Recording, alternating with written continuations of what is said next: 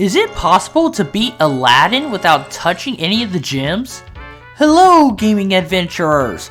We are back with another gaming challenge.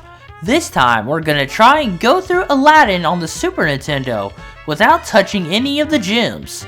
Let's go on ahead and get started. Jumping right into level 1. Now, Aladdin is a very difficult platformer.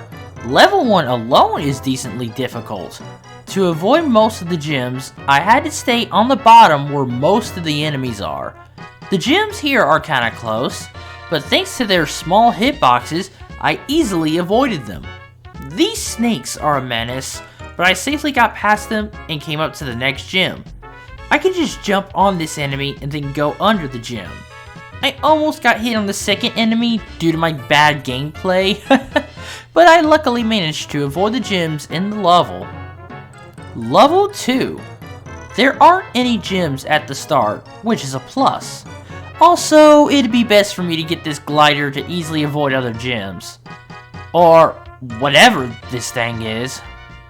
Now, most gems here are higher up like these ones, so I'll just drop down here. These enemies are more focused on harming us than having gems in the way, so I can just get past them and... Oh, I just died. Like a loser. After avoiding the guy, I'll just glide over other gems, and I'll just let this guy run past to avoid this gem. Now here is where our first big obstacle comes into play. Now this gem here, I can easily just... Oh, let me try again. Dang it! There we go. Now we need to... Oh my god! Now restarting, and this time let's just kill the guy. Anyways, here is the issue here. To get to the next platform, I have to jump onto this one, but I can't grab it without touching the gem. Plus, I can't even pull onto the next one without grabbing that gem either. So is this challenge already a loss? Luckily, no.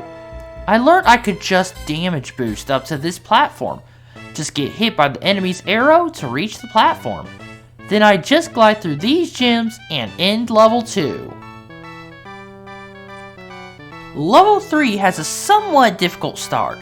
The platform here is a spring platform, and there are gems above it. Jumping onto it throws you upward into the gems. Luckily, I could bounce on the edge of it and go left to avoid them, and glide over the gem here. Thank God there are small hitboxes on these things. The gems here are somewhat... I can't believe I died again. Continuing from there, for a good portion, all I had to do was avoid enemies and a couple moving platforms. Now I was a little worried with this part since you can zip line into a couple gems. But I found out I could just fall off the platform and glide to the other side, avoiding the gems. There's one more zipline part up here, and just like the other, I can just fall and glide underneath it to avoid the other gems. Damn it! He hit me into the gem! Yeah, you missed me that time, punk! And we made it to the end of level 3. Level 4 is a boss level and has no gems. Although I'll admit I did get my butt kicked by the boss. Starting level 5, I purposely had to kill myself to get full health for the start. I purposely hurt myself to avoid the first 2 gems. Luckily my legs didn't touch these gems, and I didn't have to hurt myself. Jump up here, grab food for health, then glide through this tight squeeze to avoid these gems. Now I must get this life. I'm gonna need it if I have to damage boost or just purposely hurt myself further down the line. The gems here are easily avoidable, but I gotta play it safe and avoid the enemies to keep my health for this challenge. Once I got past the enemies and dropped into the treasure room, I had to go a little slow and avoid these swords to avoid the gems and keep my health. Now we got through level 5 without touching the gems. Level 6 really had me worried for a little bit. I thought there would be some tough gems to avoid at the start.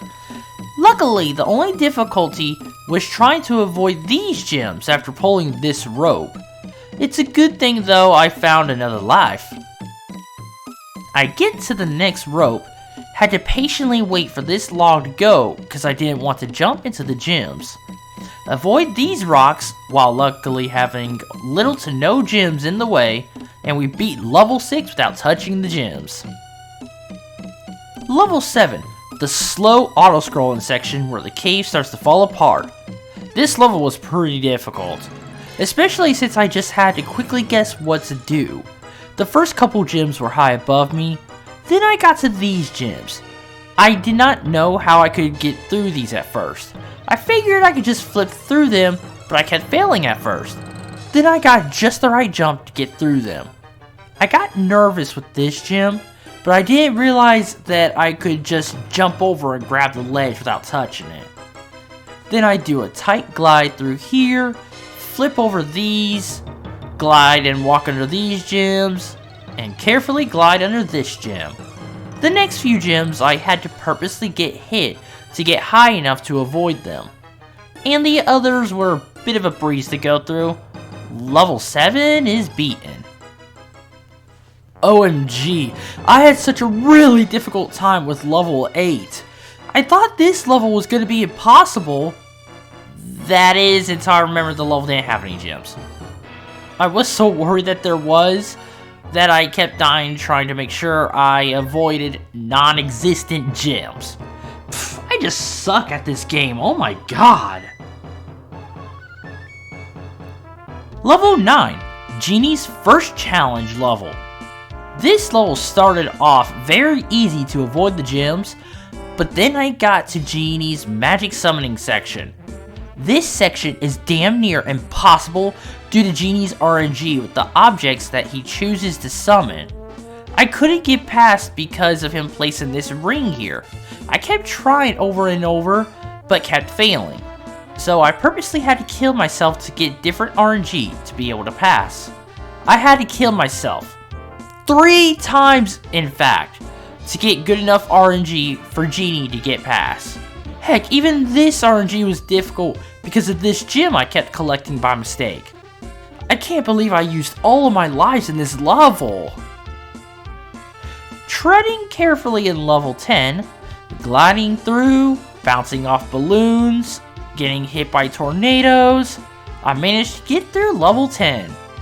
Yeah, to be honest, there's not much to say to the challenge with this level, because it really did not have that much difficulty to it. Also, good thing I got that gold beetle and got an extra life from the bonus spin. I really needed that. Oh no, level 11! I always hated this level, and here's where it gets upsetting. All the gems at the start are so close together, I just can't get through without touching them. I can't even get to the small little gap in between the gems on the next platform. It's sad that I made it this far and I can't pass it. So, unfortunately, this is where the challenge dies. Thank you for joining me on today's gaming challenge adventure, everyone. If you have any game suggestions for gaming challenges similar to this one, let me know in the comment section down below. Thank you so much for watching, and I'll see you guys on our next adventure. Goodbye, everyone.